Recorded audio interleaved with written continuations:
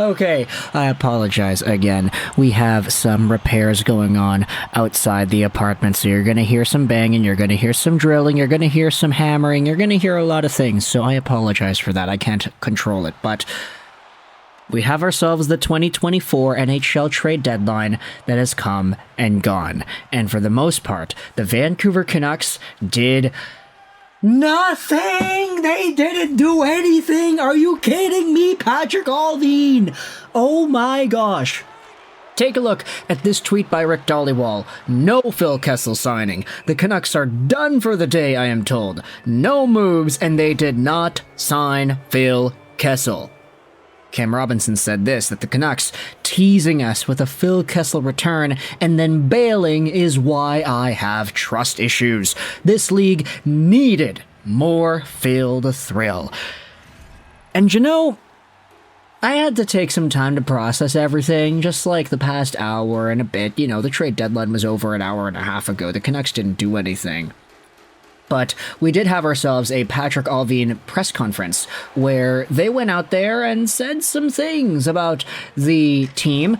PATRIK ALLVIN just named Jet Wu, Philip Johansson, and Cole McWard as potential depth options for the playoffs. And, you know, I'm not going to go out there and say that that's not enough, but I think that may not be enough. I don't know. Look, the team is one of the best teams in the NHL. They're literally second overall as we talk about this. Let's go over to the NHL standings, shall we? Yeah, league, literally second overall in the entire NHL. Did I say first overall earlier? I apologize. I mean second. They're one behind first. And in terms of points percentage, they are also second, tied for second with Boston. So literally one of the best teams in the entire league. So I can understand if PATRIK ALLVIN wants to take what is this team, essentially, and be like, yeah, we are good. We're going to stand pat. We have our guys. We have our systems. It's working. We don't want to mess everything up with extra guys added out here, right? But realistically, I like the perspective that JD Burke went out there and put on Twitter. The Vancouver Canucks losing out on Tyler Toffoli puts them perilously close to having a deadline that just plain isn't good enough. You're either all in or you're not. Get some players. And there is a perspective to combat that, saying, oh, they're being cautious and they're planning to contend for the next 5 years, not just this year. I find this odd since you weren't really happy about the Zadorov trade. And so, honestly, like, when it comes to building the team for the now, we all kind of had this idea, hey, they probably want to go all in, right? Elias Lindholm is expiring. Word is he's probably not going to re-sign. Now that Pettersson's back, Lindholm's probably not going to re-sign. And if you want to talk about center deployment on the team, hey, Lindholm is probably not going to re-sign considering how poorly he's been playing there. He had a good game last night, I'll give him that. But for the most part, it takes a while for these players to come back to form. And for a Lindholm potentially asking for 8-something million, there's no way the Canucks give him that, right? So your only option is to go in now. This year, right? No Toffoli, no Guentzel, but you gotta get something out of it. And they don't even get Phil Kessel. Here are some other tweets from PATRIK ALLVIN, or not tweets from ALLVIN, but tweets from the fan base that quoted PATRIK ALLVIN. Firstly, the comments about Jet Wu, Cole McWard, these guys. You could have had a bolstered up extra depth, you know, core, I guess, if you wanted to go with that. But this is what ALLVIN had to say about Phil Kessel. I think Phil is a great person and a well-respected player with what he's done in the league. A 3-time Stanley Cup winner. With our teams, by the way. He wanted to come back and play. With LTIR, roster cap applications, and how we wanted to play, though, it unfortunately wasn't a fit for us.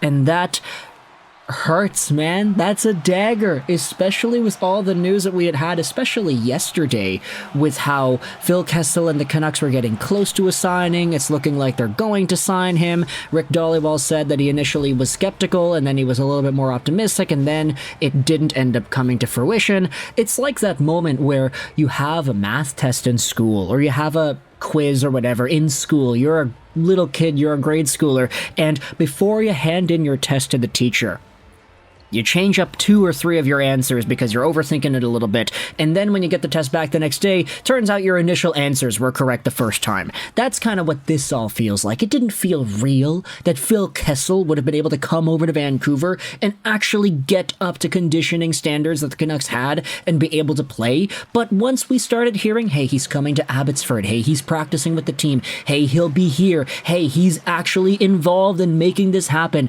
hey, the Canucks want to get this done too, we're like, yes, that is great. Get Phil the Thrill on this team. But then they did not end up doing it. They just let him go. No signing, no nothing. And because he wasn't signed, he's not eligible for the playoffs. It's all done. Nada. No more Phil the Thrill. I am upset about that. We also had ourselves another tweet that I thought was great from Cody Severtson. This is a tweet that talks about the money of the Vancouver Canucks and how, if you really think about it, re-signing Andrei Kuzmenko to a contract he would never live up to cost them Gensel, Toffoli, Zucker, whoever you're mad about today.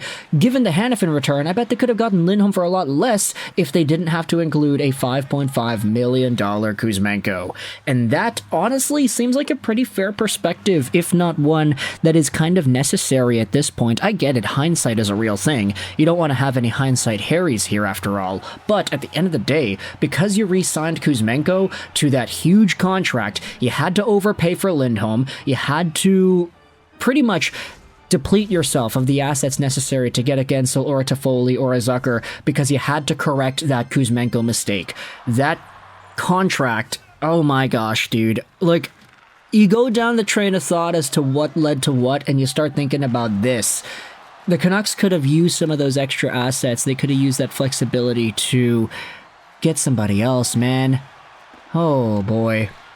PATRIK, ALLVIN also cited not wanting to give up some of the younger players in their organization as a reason as to why they didn't make any of these trades, I guess. He mentioned like Karamaki, Willander, Pettersson, Podkolzin, Baines, and Sasson by name. So, honestly, look, firstly, I don't know if Max Sasson, of all people, is, like, worthy of being included in this list, but at the same time, I did say it yesterday, I'll say it again, I do at least respect the commitment to the bit. How the Vancouver Canucks and ALLVIN did not want to jeopardize parts of this future to go 100% all in now. We thought that they would do that. We thought there was the potential that they could trade away a Podkolzin or a Höglander for a Gensel or something, because that's an all-in move right now. That's a move for this year, not just for whatever it is that Podkolzin is going to become, but pretty much for getting Gensel and wanting him to stick around for this playoff run.